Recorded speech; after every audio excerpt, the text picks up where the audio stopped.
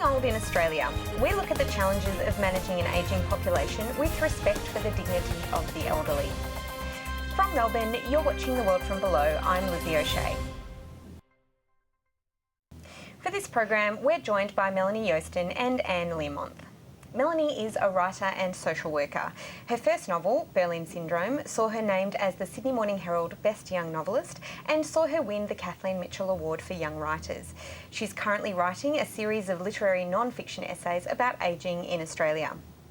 Anne Learmonth started life as a research scientist in maths and physics and became heavily involved in textile arts and crafts when she couldn't return to science after the birth of her first child in the absence of accessible childcare. Anne has since worked in adult and worker education until 2011. She's been an active unionist most of her working life, including 2 years as state president of the National Tertiary Education Union, and she's still a member of the Retired Unionists Network. She's an active member of Fair Go for Pensioners. We start today's program with some facts and figures about the ageing population in Australia. The intergenerational report recently released by Treasury seems to treat the issue of an ageing population as almost more serious of a problem than climate change. Melanie, can you tell us some basics about the ageing population? So pretty much Australia has an ageing population, like most countries. And what it just means is that, well, it used to be the majority of people are young and working age people. Now there's a bigger percentage of older or retired people. And so at the moment, about 14% of the population are over 65, and by 2060 it'll be around 25%, or a quarter of the population. And do we see trends in that population in relation to things like poverty and other social indicators? There's definitely are some trends. Most older people in Australia are women. Once you get to the people over 80, about 2/3 of them are women.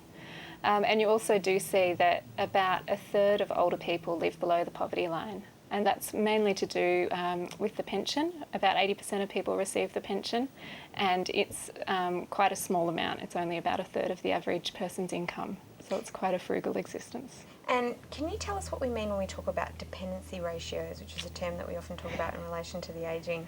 Yeah, they're often a term that it's used to frighten people, really. It's a very economic term, and it treats people as dependent or independent. It looks at people who are working age, so between 15 and 65, and saying that they're independent and everyone else is dependent. And the worry is that when that ratio tips over to be more dependent people than independent, the question is who will be paying the taxes and providing the work. But it's not taking into account all of the non-economic things that people do, such as volunteering or childcare. I think grandparents provide about a quarter of childcare for Australia. So things like that just aren't counted. You've talked about fear a couple of times there, but where do you think it comes from in relation to the elderly population? It is quite astonishing when you read the intergenerational report and the kind of language of fear that we see about the ageing population. Where do you think that comes from? Is it just about things like health costs and this fear that there'll be a burden on the system? Yeah, I think that government in particular can be very opportunistic about sometimes people speak of the grey tsunami, that sort of thing. And I think it's just this idea that there will be a lot of health costs in the future. But what people are forgetting is that older people are living longer because they're healthier for longer. So it's not as though once people reach a certain age, they're suddenly unhealthy and are accessing the health systems all the time. I think there's also a bit of fear around the idea of the burden of care and who will look after older people. It used to be that women who weren't in the workforce were the ones that looked after older people. They were looking after children and after their parents. And now that women have returned to the workforce, there's the question of who will provide care and having to pay for that care in a more formal manner. So it's kind of a changing shape of society. And it's great to have you on the show. Can you tell me what the Fair Go for Pensioners Coalition is and how it got started? It started with a group of retired branches of unions, three unions initially, Council on the Ageing, the Ethnic Communities Council, and a few other organisations of older people, mainly ethnic organisations from the big groups who arrived here after the war, the Greeks, the Italians, the Poles in particular. It started particularly with a focus on the age pension and the problems that were seen for people that had no money, because I think we forget when we talk about, or politicians do anyway, talk about the baby boomers and how they've all been saving up for their pensions, that there's a whole group of people who did not have access to superannuation and have always been and will always be solely reliant on the pension. So, but over the last few years, we've realised that there are a whole lot of other disadvantaged communities in Australia, unemployed people, young or older people, being told to work till 70, but there's no jobs out there if you're over about 45.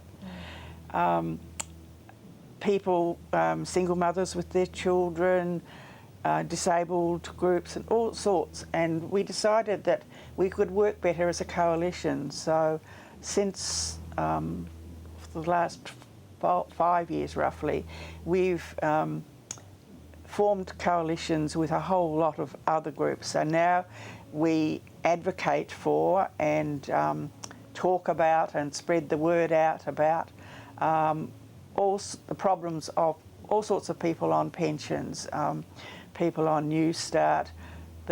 Some of the proposals from last year's horror budget have gone, like having to wait 6 months before you can get a pension. But we still haven't heard about the 6 months on, 6 months off bit yet. That's still lurking there somewhere. And all those issues, we're now fighting for all of them. So it's become a very strong coalition. It's national, and we meet. Or some of our members met last month, I think, with several of the ministers and some of the significant backbenchers, and lobbied up in Canberra as part of our national get-together every year. Can you tell me what your response is and what the response of Fairgo for Pensioners is to the most recent budget? There are some good sounding things on them, but the things that worry us are the leftovers from the last budget that are still not ironed out, all the uncertainties about education costs, the money that was taken away from hospitals and many community services has not been come back. So we're talking about more emphasis on family violence, but the funding's been taken away. So there's a whole lot of fairly hidden small bites that all add up to a great deal. I think there's no, or almost no talk about housing, particularly public housing. Both the state and the governments are slowing down on that.